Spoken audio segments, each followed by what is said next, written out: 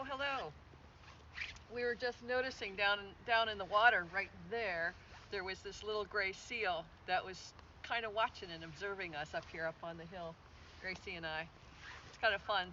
That's one of the good things about being on Orcas Island is that the nature is right here, and the herons or the ducks or the seals or the otters or people, deer, rabbits, they're right here, and it's just so delightful, so peaceful. I'm Dr. Rosie Kuhn, and this video series is called Spiritual Dilemmas. And the intention of these videos is to support and empower you to question the purpose of what is, in a sense, like what's going on in my life, and how is this related to who I am, and how am I in my life? Am I aware of my life, or am I just doing what I do without much consciousness? Not much awareness. And this is true for so many people. We're not aware of how we're being in this life.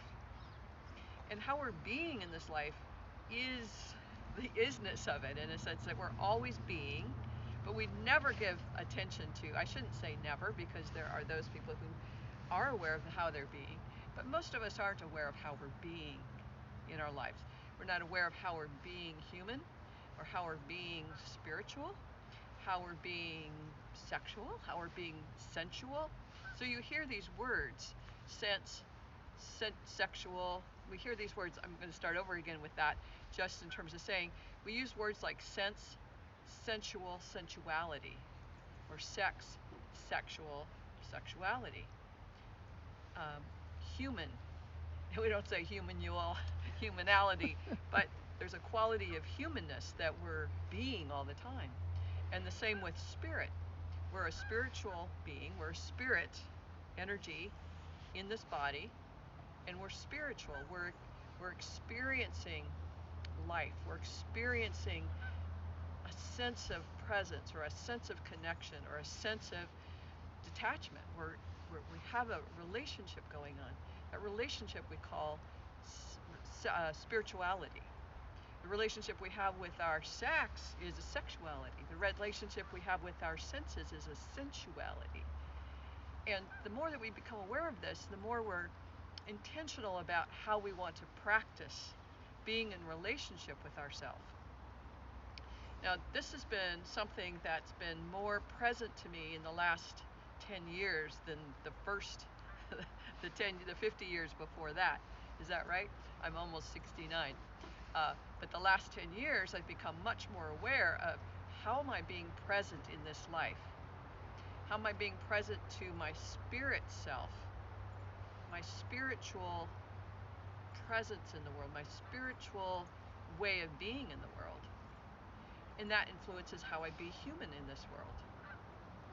And that relationship is really important for us to develop. I mean, obviously, we're hearing that more and more. There are more YouTube videos about spirituality these days than ever before, because there's a hunger and a need for us to question and to get answers about who am I inside this. You know, if I lost a limb, if you lost a limb, you wouldn't say I'm lost. We would just know that your limb is lost. If you lost your arms, you wouldn't say I'm lost. You'd say I'd lost my limb. That we are inside this body, but we are not this body. But we don't know how to have a relationship with that we can't see of ourselves. And some of that then will translate in how do I have that relationship with God or angels or spirits, or with my mother, my deceased mother or brother on the other side. How do I have a relationship with the unseen? So it's the unseen world, all of that, but the unseen world of me and the unseen world of you. And that's where we're questioning so much, and that's where the dilemmas show up so much in every aspect of life. How we choose to be in life. Do I choose to be fearful? Do I choose to be in faith? In a sense, do I decide I'm afraid of what is right now, the uncertainties, but I'm going to take a leap of faith. I'm going to take a leap of faith and begin to think differently in order to grow possibility. If I stay constrained in the way that I'm relating to myself now, how I relate to the world now, if I stay constrained, nothing can change. Nothing can change. So I have to be willing to change the way that I'm seeing the world, perceiving the world, being in the world. One incremental thing at a time. Just the willingness to say, I'm willing to see this differently. I'm willing to see the possibilities as opposed to there's no possibility, there's no hope. We're in a time right now, this is the beginning, January 2021, and we're in this pandemic right now. And so for some people it feels extremely hopeless. But how do we be in relationship with ourselves in conditions and circumstances that are hopeless? Or that we experience or perceive as hopeless. But if we're willing to see it different, we're willing to see it as perhaps not so hopeless.